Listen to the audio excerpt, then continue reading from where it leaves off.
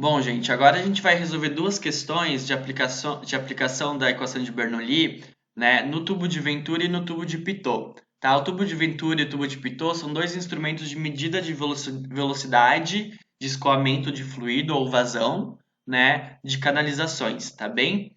O primeiro deles, então, na questão 2, se refere a um tubo de Venturi, tá? O que nos diz a questão? Pretende-se medir a vazão de um líquido que escoa por uma canalização. Para isso, utiliza-se um aparelho chamado tubo de Venturi, que consiste essencialmente de um tubo cujas seções S1 e S2 têm áreas A1 e A2 conhecidas. Então, a gente tem esse aqui, que é o tubo de Venturi, tá? E tem uma área A1 e uma área A2 conhecidas. Tá? Esse tubo de Venturi ele é inserido nessa canalização que tem uma área igual à área A1 do tubo de Venturi. Tá? Então a gente pode dizer que a área da canalização é igual à área A1 do tubo de Venturi. Logo, a velocidade da canalização vai ser igual à velocidade que passa aqui pelo ponto 1 do tubo de Venturi. Por isso que a gente chamou a velocidade de canalização da canalização por V1. Tá bom? A gente sabe que a área A1 aqui, que é igual à área do início do tubo de Venturi igual à área da canalização, é igual a 10 centímetros quadrados. A área 2 dessa parte mais estreita do tubo de Venturi é igual a 5 centímetros quadrados. A altura H, tá, que é a altura, que é a diferença dos níveis entre o líquido no capilar do ponto 1 e do capilar do ponto 2, tá, é igual a 60 centímetros. A gravidade é 10 e a densidade é 1,2 vezes 10 na 3 quilogramas por metro cúbico. Tá bem? Então, o exercício pede para determinar a velocidade e a vazão do líquido através da canalização. Então, a velocidade da canalização vai ser igual à velocidade no ponto 1 do tubo de Venturi, tá bem? Então, por isso que eu chamei a velocidade da canalização por V1. Gente, como é que a gente calcula essa velocidade? A gente vai ver que, a partir da aplicação da equação de Bernoulli, a gente vai conseguir calcular essa velocidade V1 em função dessa altura h e em função das áreas do tubo de Venturi, a área da parte mais larga e da parte mais estreita, tá? A1 e A2. Essa altura que surge aqui, né, que é a diferença do nível dos capilares, ela surge em decorrência da diferença de pressão 1 e da diferença da pressão em 2. A gente viu pela equação da continuidade que uma área maior resulta em uma velocidade do fluido menor. E pela equação de Bernoulli, uma velocidade menor em uma pressão maior. Tá? Área menor, né, no caso aqui da parte mais estreita do tubo de Venturi, velocidade maior. Velocidade maior, pela equação de Bernoulli, pressão menor. Então, pressão maior, a altura do capilar vai ser maior. Pressão menor, a altura aqui do capilar vai ser menor.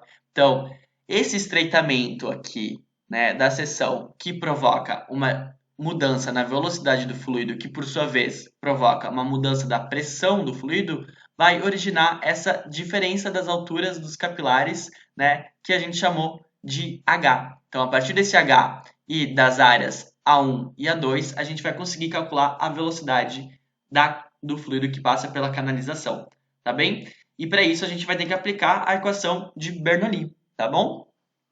A equação de Bernoulli é essa aqui, que vocês já conhecem e vocês têm que saber de cor a equação, tá bem? Aqui, então, a gente vai comparar os pontos 1 e 2, tá certo? O ponto 1 na parte mais larga do tubo de Venturi, né, que tem a mesma área da canalização, e o ponto 2 na parte mais estreita, tá bem? A gente sabe que as alturas desses pontos são iguais, então a gente pode cortar o termo dgh dos dois lados da equação, sobrando esses termos aqui. A gente pode isolar, né, as pressões para um lado e os dv ao quadrado sobre 2 para o outro lado, tá? Então, resulta a equação de Bernoulli se torna essa equação aqui, tá bom? P1 menos P2 é igual a dv2 ao quadrado sobre 2 menos dv1 ao quadrado sobre 2.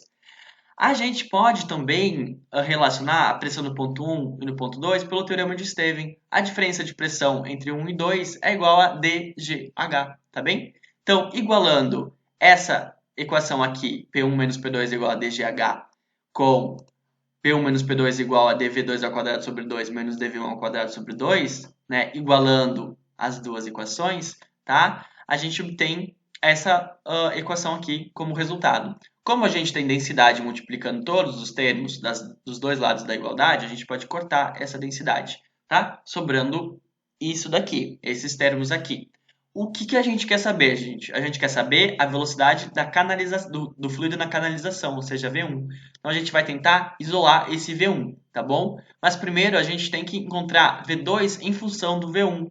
Para isso, a gente vai utilizar a equação da continuidade. A1V1 é igual a 2V2. E com isso a gente encontra V2 em função de V1 e das áreas da seção, de cada seção do tubo de Venturi, tá bom?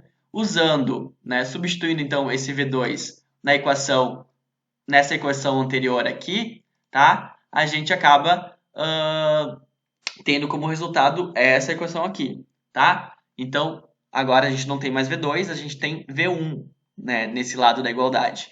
E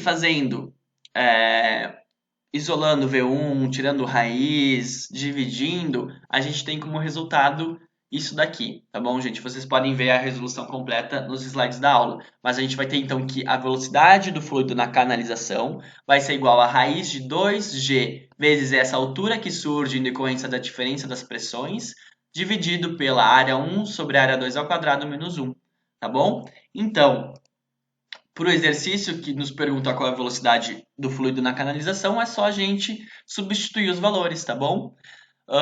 Nessa equação aqui de Venturi, tá? Então, 2 vezes G vezes o H, que surgiu aqui, né, em decorrência da diferença de pressão em 1 e 2, dividido pela razão entre as áreas, área 1 dividido pela área 2. Aqui, como é uma divisão, gente, a gente pode deixar em centímetros quadrados, tá? A gente não precisa mudar para metro quadrado, tá bom? O resultado da divisão vai ser o mesmo, então pode deixar em centímetros quadrados. Menos 1, tá bom? Isso aqui, então, vai dar 12 dividido por 2 ao quadrado menos 1, tá? Ou seja, 12 dividido por 3, raiz, né, de 12 dividido por 3, ou seja, raiz de 4. Então, a velocidade que o líquido passa aqui pela canalização é igual a 2 metros por segundo, tá bem? Com a velocidade, né, sabendo a área da seção, 1, a gente pode calcular a vazão.